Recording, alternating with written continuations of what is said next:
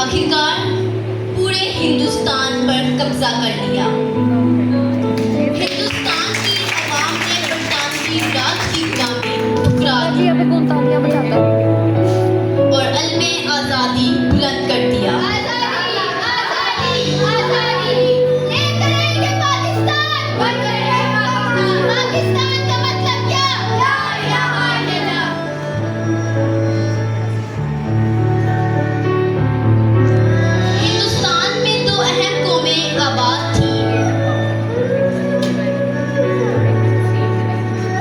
हिंदू और मुसलमान।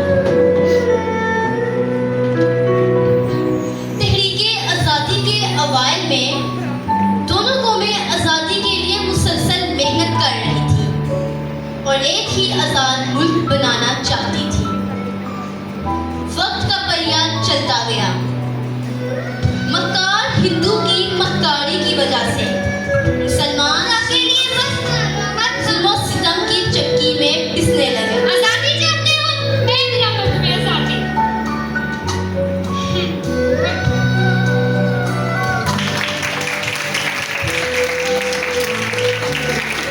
रहमते खुदावंदी जोश में आई और मुस्लिम उम्मत को अजीम फकीर से नवाजा, जिसे तारीख अल्लामा मोहम्मद इकबाल के नाम से याद करती है।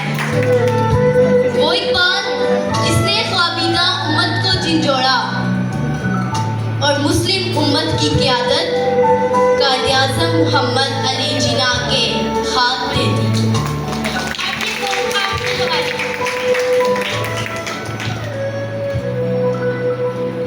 वो कायद-ए-आज़म जिसने पाकिस्तान के क़याम के लिए सर धड़ की बाजी लगा दी। मक्कार हिंदू कभी भी पाकिस्तान को बनते हुए नहीं देख सकता था। उनके लीडर गांधी ने चाल चली। मैंने और कांग्रेस के सदर ने ये फैसला किया है कि मुत्तहिदा हिंदुस्तान के पहले वज़ीर आज़म आप बनेंगे। क्या आपको इसमें भी कोई इतराज़ है? इस पेशकश का जवाब मैं पहले ही आपको दे चुका हूँ। मुझे इक़्तिदार नहीं, मुसलमानों का तहफ़्फ़ुज़ चाहिए। क्या आपका वज़ीर आज़म बनना हिंदुस्तान के मुसलमानों की तहफ़्फ़ुज़ की ज़मानत नहीं? नहीं महात्मा साहब, गालिबन हिंदुओं की 10 की वोट के मुकाबले मुसलमानों का 1 वोट है। मेरा वज़ीर आज़म बनना मेरे लिए फ़ायदेमंद हो सकता है, लेकिन मेरी कौम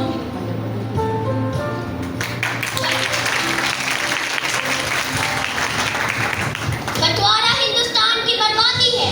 आप क्यों नहीं समझते? मुझे यकीन है कि अगर मुसलमानों को आज़ादी मिली, वो इसको रायट्स की एक अजीम कौम के दिखाएंगे इंशाअल्लाह।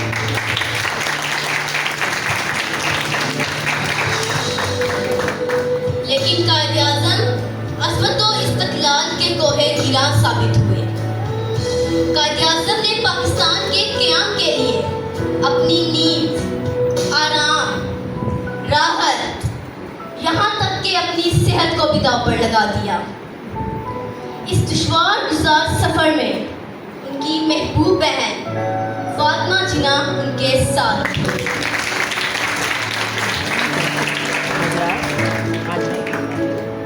बिलाखिर वो दिन आ गया जिसका मुसलमानों को बेसब्री से इंतज़ार था। आप आज़ाद हैं, आज़ाद नहीं। आप इस मुल्क पाकिस्तान में अपनी अपनी बारगाहों, मस्जिदों या मंदिरों में जाने के लिए आज़ाद हैं। आपका मज़हब क्या है, कौम क्या है, इसका हुकूमत के मामलात से कोई ताल्लुक नहीं।